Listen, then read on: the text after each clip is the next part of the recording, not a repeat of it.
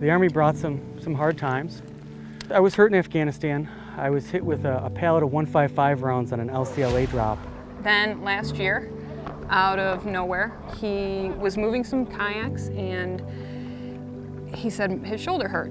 Later that night, he had a pretty bad headache, went to go up the stairs and collapsed. So I got him in the truck and I took him to the hospital, and they told us that he had a major stroke in his cerebellum. The hardest thing to do, I guess, from that standpoint was I wouldn't let my kids in the hospital. I didn't want to talk to them. I didn't want them to see me that I couldn't walk, I couldn't talk, I couldn't make regular functions. And maybe one of the happiest moments in my life, I think, was the second time I was in the hospital. And I finally said, let's let the kids up. And they weren't so concerned with me not being able to function well. They had more questions about what this machine was and what that did, and I was really happy to come home and go. Even if it was bed rest for a while, I was really happy to just be home. I was medically discharged from the Army.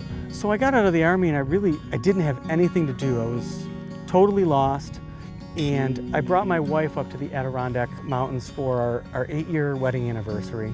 And we have not been able to leave. The battlefish thing, we started it right away. Oh, look at that. Oh, beauty.